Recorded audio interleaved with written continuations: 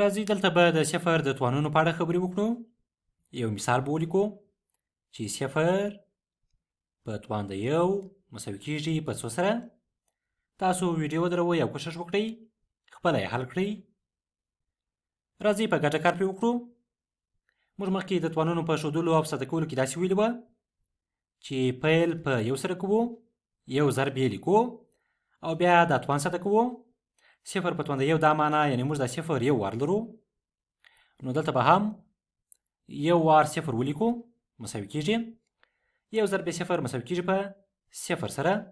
که صفر د هر عدد سره ضرب کړو ځواب مو صفر کېږي، یعنې صفر په توان د یو مساوي کېږي په صفر سره. په یو بل مثال کې به یې هم وښیو. صفر په توان د دوه مساوي کېږي په څو سره. دلته به هم لومړی دا د ضرب یو ولیکو، یو ضرب یې. اوس به دا توان ساده کړو. صفر په توان د دوه دا معنا یعنې موږ دا صفر دوه واره د ضرب په حالت کې لرو، دوه واره به صفر ضرب کړو مساوي کېږي صفر ضرب یې صفر صفر، صفر ضرب یې یو صفر، یعنې صفر په توان د دوه هم مساوي کېږي په صفر سره. چې دلته موږ په ټوله کې داسې وایو که صفر په هر توان ولرو، که صفر پرته له صفر څخه په هر توان ولرو ځواب مو صفر کېږي.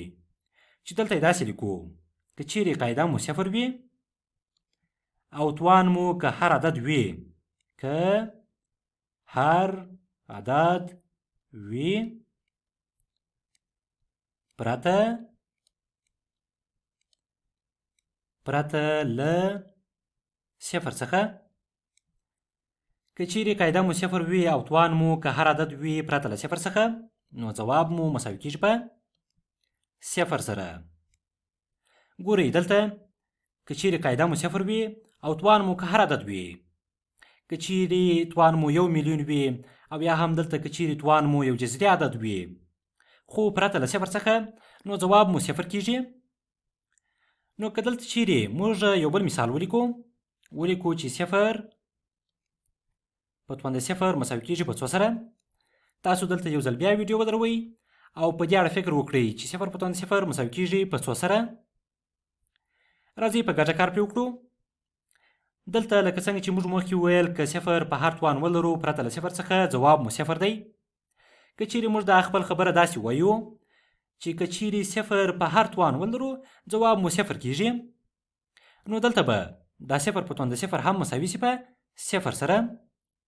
او یا هم مخکې موږ په توانونو کې داسې ویلي وه چې که چیرې قاعده مو هر عدد وي، که هر عدد وي پرته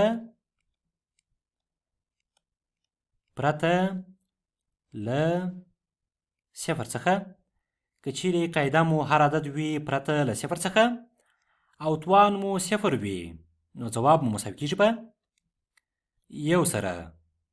ګورئ دا یو هم دا د ضرب یو دی ځکه دلته زموږ توان صفر دی، یعنې دا عدد صفر واره لرو، یعنې هیڅ د عدد نه لرو او یوازې دا د ضرب یو پاتې کېږي.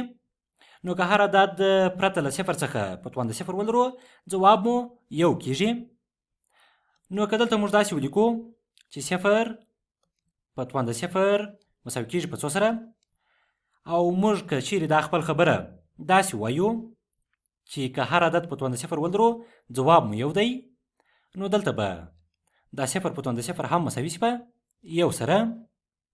که وګورو دلته موږ د صفر په توان د صفر لپاره دوه بېلابېل ځوابونه په لاس راوړل چې په ریاضیاتو کې داسې نشي کېدای چې موږ د یوه شي لپاره دوه بېلابېل ځوابونه ولرو، یعنې داسې نشي کېدای چې موږ د صفر په توان د صفر لپاره په ځینې ځایونو کې د یو ځواب وکاروو او په ځینې ځایونو کې د صفر ځواب وکاروو.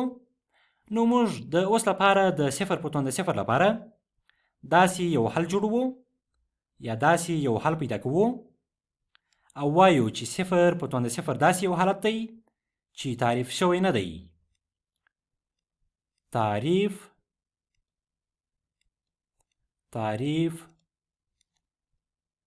شوی نه دی. د اوس لپاره داسې وایو چې صفر په توان د صفر داسې یو حالت دی چې تعریف شوی نه دی، چې د صفر په توان د صفر په اړه به په لوړو ریاضیاتو کې خبرې وکړو.